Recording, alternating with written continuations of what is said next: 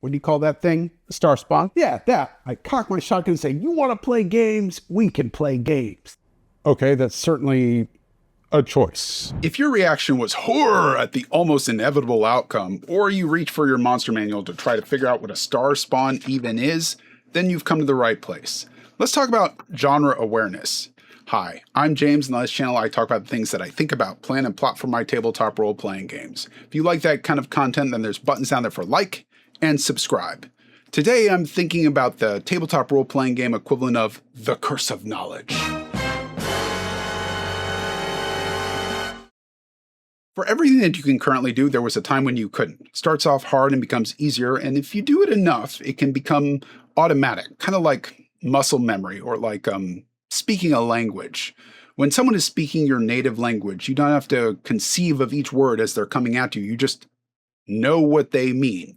You likely didn't even bat an eye at a super subject matter specific word like genre. But if you went to pick up a new language today, you would have to spend that mental effort to catalog each individual word and remember what they are. And when someone starts speaking the language, you'd have to go, wait, slow down. That word means this. This word means that. This sentence means this. If I want to reply, I construct the sentence in this way to try to get my meaning across. And for native speakers, it is hard to remember what it was like to do that. And they often can't relay all the nitty-gritty rules of their language because they don't think about them. They just talk. That is both sides of the curse of knowledge. On the one hand, the more you know about a thing, the better you are at a thing, the more complicated things you can do and discuss. But it's hard to remember how to go all the way back down to basics to explain it to someone who's new to this kind of stuff. And genre awareness is the TTRPG storytelling equivalent of that. Many of us that play these games, especially those of us that choose to be dungeon masters, have consumed so much fiction through movies, television, video games, books, comic books, anime, that it's hard to remember where we even learned all this stuff. We're now a dark coffee full of depth, richness, and complexity, and that can be a lot for someone who's new. I don't even know how you go about untangling all the tropes that inform how we think a fantasy world should operate. But if you didn't grow up with fantasy, fiction, mythology, how would you know that Cerberus could be lured to sleep by music, or how to disable a kappa, or why it is that all wise men fear a night with no moon? And I'm not suggesting that we stop and have a lecture series every time a new fantasy element is introduced. That would be really boring and very obnoxious. But part of our skill as a dungeon master is knowing when to help guide our players through the fantasy forest and when to leave them out in the dark because it adds to the mystery. Yeah, but my friend watches the same movies, plays the same games, reads the same books, so we're good to go. Maybe. People consume media differently. Some people analyze the stories like a film student would dissect the camera angles in a Martin Scorsese flick. Other people watch it in a passive manner to disengage, almost in this meditative state where they don't really learn anything and carry it on with them afterwards. Take someone that's kind of passively playing games in a kind of casual manner versus somebody that really loves something like fighting games. In fighting games, it is generally understood that a block can be broken by a throw. But there's no real reason, if you were just kind of casually playing to turn off your brain for a while, that you would take the knowledge that you learned in Street Fighter 2 all the way through to Tekken 8. Take my friends, for example. We do play many of the same games, read many of the same books, watch many of the same movies, and yet, in a game late last year, when they decided that they were going to go explore a cursed theater, they entered and I had a disembodied voice call out. You're late for costume and makeup. Curtain is in 10 minutes. Yeah, that one. Afterwards, I had them all make will saves. I know some of you are probably curious why I would have them make will saves when that's the entrance to the dungeon. It's a fair question, but a different topic and a different video. But if you're curious, I'm happy to explain down in the comments. 2 people succeeded and 2 people failed. I wanted the 2 people that failed first to try to hint to the other people what was going on. They were suddenly confronted by a stage manager who said, all you mortals look the same. Who were you supposed to play? And after they answered, they were rushed off to costume and makeup. Then it went back to the players that were making the saves, the ones that were still conscious.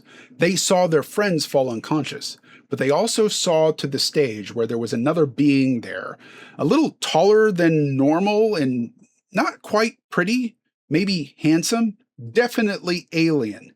They had long dreadlocks that at the ends they became so tight that they turned into branches, complete with leaves sprouting off of them, and they were buried under a curtain of moss and years of dead leaves. Even the description that I'm using there has been informed by the fiction that I consume, giving me an idea of what I think an archfey should look like. I don't know where I learned that, but that is what I think an archfey should look like. And I am kind of assuming that if I give a description like that, my players will reach the same conclusion and go, archfey, and then respond according to genre conventions. But what if they haven't seen Midsummer Night's Dream, Pan's Labyrinth, they don't know who Puck, Oberon, Queen Titania, Queen Mab are? They wouldn't naturally have the same reaction, and that is kind of the fun. But the characters are aware that it's an archfey, and there's a line to be walked in the description to give the players an idea of what they're facing the same way the character would know. You don't want to let a character walk over the cliff because your description did not tell the players there's a cliff there. And in this situation, you don't want to let them try to punch an archfey when the character is very aware they're facing an archfey. My assumption was that the players would somehow try to enter the dream, and I didn't know exactly how they'd do it, but I had a wealth of TV and movies to draw from. Maybe something telepathic, deliberately casting sleep on themselves, illusion magic, maybe some fae-themed herb nearby. Those assumptions came from my understanding that in fiction, fae and dreams are deeply intertwined, and it is also, in fiction, a very bad idea to wake up someone trapped in a dream-like alternate reality. My players did not share that assumption. They didn't know what skill to use, they didn't even know what problem to try to solve with their skills, and the frustrations piled up fast. In retrospect, I should have just been explicit and said, your friends' minds are trapped in an alternate dimension demi-plane reality made of the archfey's dreams. If you move them from the area, or you try to suddenly wake them, then you risk that they're going to die. If you want to get them out safely, then you're going to have to do it from inside the archfey's dreams. I don't typically like being that upfront and saying something like, here is the challenge that you need to overcome. It makes me feel like I'm not that unbiased arbiter of the world, but they're already locked into this point. Some of the players are already in the dream state. We just got to get the rest of the players there. The solution is the game at this point, not figuring out what the problem or the trope is. And part of our jobs as Dungeon Masters is to bridge the gap between what the character knows and what the player knows. And the characters exist in a fantasy world. Tropes are their reality. They are not for our players. When we're running a game, we're trying to evoke the feeling of a genre, not paint by numbers. It is very easy to get nailed down and lost in the reference and forget to be flexible. But being flexible doesn't mean that you have to take every player's idea. If they come up with something that to the character it would be super obvious that it's not going to work out the way the player thinks it's going to work, you should tell the player that. For example, when my monk player said they were going to punch Caradwyn the Archfey awake to get their friends out of the dream, I think it was fair of me to tell the monk that stories of the Archfey and mortals trapped within the realms of their magical realities was a popular story among your youth, especially among the bards.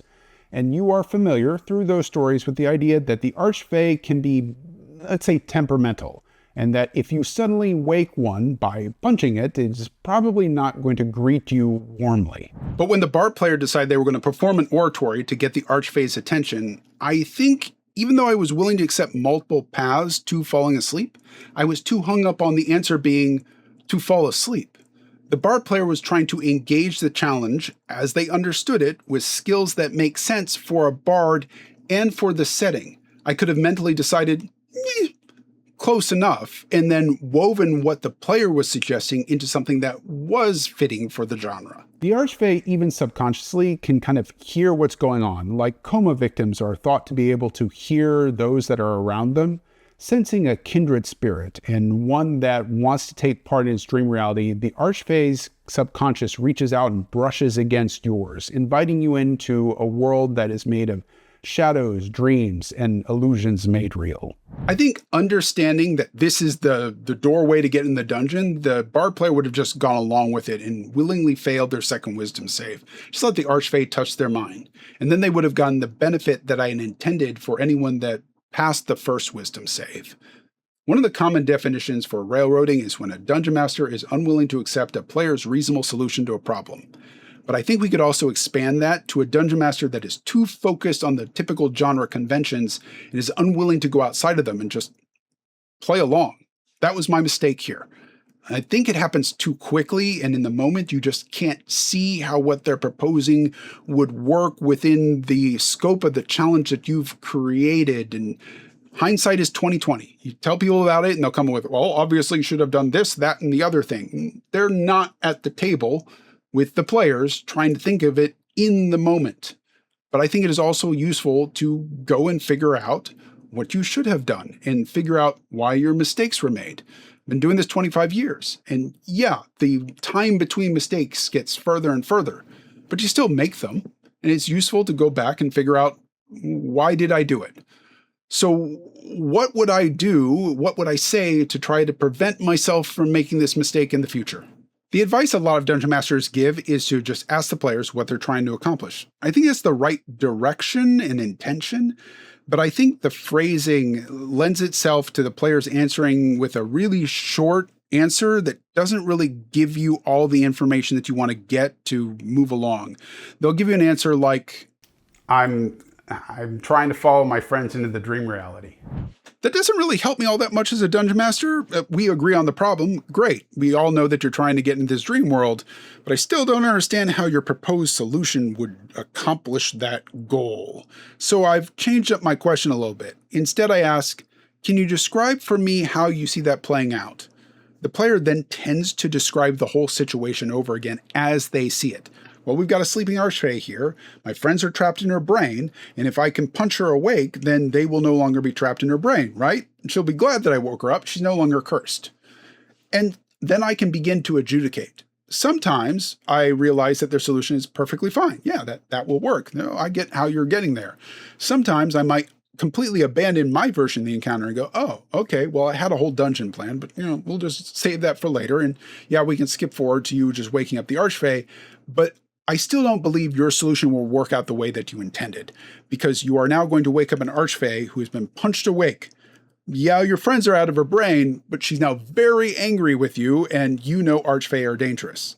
And sometimes I can re-describe the situation and go, I get how you got there, but what you don't know, or your character would know, is that breaking a character out of a sudden dream where they are trapped in someone else's has potential conflicts, potential dangers. Remember, the genre is there to help us navigate the player through this fantasy forest. It is not there for us to trap the player in our expectations.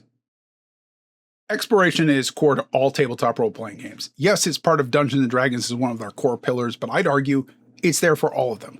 We explore worlds, relationships, stories, encounters, the tension and mystery. What's going to happen next session? What's over the next hill?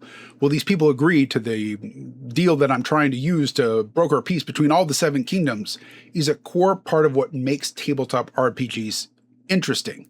And one of those is, how are we going to get through this combat? How are we going to kill this monster?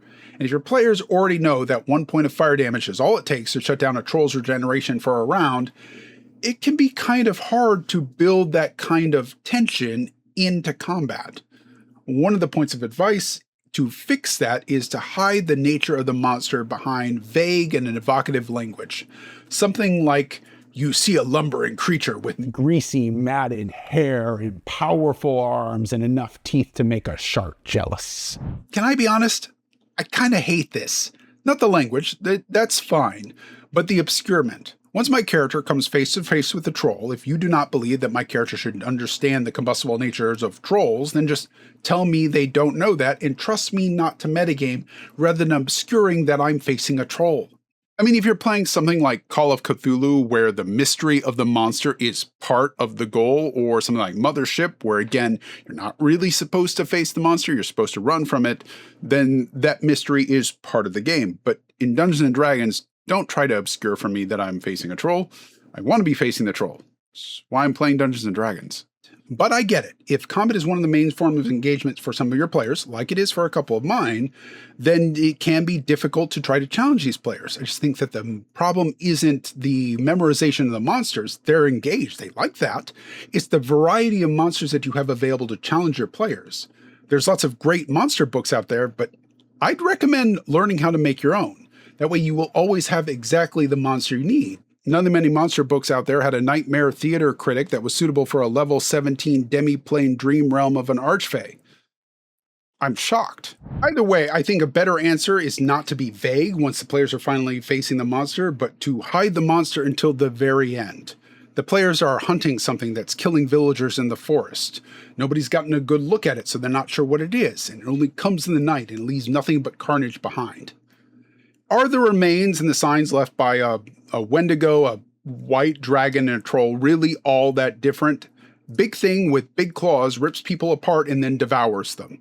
Sure, a skilled tracker should be able to tell the difference between the tracks of a Wendigo, the white dragon, and the troll, but that is their reward for being so skilled. Otherwise, why play one? It is still possible that with all the information, the players have somehow miswired things and gotten confused, and you may be wondering, is it time that I step in and clear up some confusion? I think there's a couple questions we can ask ourselves to kind of guide our decision. Is the game right now about finding out what the problem is or finding a solution to the problem? Are the players talking about their characters and how they can contribute to the solution, or are they players that are talking about what could be going on? If the players are talking about their characters and how they can contribute to tackling the problem, that's a good sign. They may still leap to incorrect conclusions, but people do that all the time. Largely, go ahead and let them. You only have to jump in if their solution is out of genre or something that their character would know won't work. The creatures of this world may fall for illusions, but no, if you create an illusion of a tunnel on a wall, they're not going to smack face first into it. They're not Wile E. Coyote. But remember, again, be flexible. It doesn't have to be exactly on the genre, just like in the vicinity of it. If they're not referencing what their characters can do, when they're just talking like a bunch of players, that's not necessarily a bad thing. They might be legitimately collaborating. They might be really interested in the story and they're just talking about how excited they are about it. They may be checking their notes. I give them roughly 1 minute per player at the table to discuss this before I'm going to circle back around and see if maybe there's something that I can add to get things moving along. Not like, hey, Jen, you get 1 minute to talk, and then Ryan, you get 1 minute to talk, but more like, I've got 4 players here, I'll give them 4 to 5 minutes, and then I'll check in on them again and see if they're still circling around the same conversation, if they could use some help getting off of this treadmill. If they're completely lost in the woods, then you might have to step in a little bit. Ideally, you don't want to tell them exactly what the problem is, exactly how they're supposed to solve it. You want to lead them back to the water, not try to make them drink. Ask them what they think their problem is, and if it turns out that there's a misunderstanding of the genre expectations, or they've completely missed challenges or something to know, then that is kind of your cue to explain. Otherwise, you may end up with something with someone in a Call of Cthulhu game trying to have a shootout with a star spawn. That is cool, in other games that might even work, but in Call of Cthulhu, the player may be upset when their heroic last stand ends in a whimper and not a bang. When it comes to, is my character familiar with this monster, I expect any character, level 1 to 3, to have heard a story, seen a painting, a sculpture, something of any monster that they could be reasonably expected to have an encounter with out in the nearby area, and to be familiar with the most famous populous apex predators of the land. Typically, dragons. Bilbo knew what a goblin and a dragon were on sight, so would the player characters. I would also clear up anywhere where there is confusion with other fiction. For example, maybe basilisks are normal in your world and the player characters know what a basilisk looks like, but your players are more likely to be thinking this. And if you're describing a squat lizard with 8 legs, the players may not realize that they're looking at the monster that is responsible for all the statues. You may want to clear that up before somebody becomes a lawn ornament. You probably talked about genre before the game started, the infamous Session 0. Don't just say a genre like, I'm thinking action-adventure. It's not specific enough, it's still a little fuzzy. Action-adventure could be Lord of the Rings, Princess Bride, Star Wars. All very much action-adventure, all very different tones. Instead, give them specific sources to serve as their touchstone. Say, I'm thinking kind of like Princess Bride, maybe Shrek or Honor Among Thieves.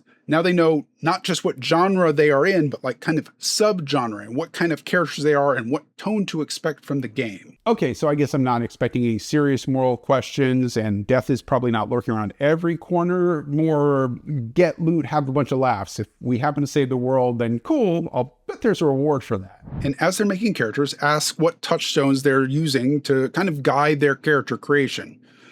I'm thinking kind of like the exhausted pragmatist, like when that guy's spinning all the swords and then Indiana Jones just pulls out the gun and shoots them. That'll kind of give you a guide on how much genre awareness they have. And if they have seen all these movies and they can't pick out any touch points for their character, that may mean that you have a player that engages with fiction purely for relaxation. They don't really carry any of it with them. And you may need to be a little bit more careful and make sure that they understand what's going on in the genre now that they're the ones that are making the choice for the character, not just watching the character. And if they haven't seen these movies, you got something else to do. I keep finding people that haven't seen Princess Bride. Please fix that. You know all this stuff because you've been consuming this fiction media for years now. Not everybody has. And it is not your fault that they don't have the same fiction muscle memory that you do, but it is on you to remember what it's like to be new and to help your friends get acclimatized. Remember that it's awkward. It feels embarrassing to be lost and out of your depth and to have to ask other people questions about things that you feel that they already intrinsically know. Like when you've been driving for years and suddenly you get into a rental car and all the buttons and the knobs aren't in the same place. And would somebody please turn that radio off because I'm trying to remember that I have to drive on the left side of the road here. Stop honking. It's not helping. I know. I'm very sorry. Remember, Dungeon Masters, you're a player too. Try to have some fun. When are you going to say anything about this? It's okay. All right.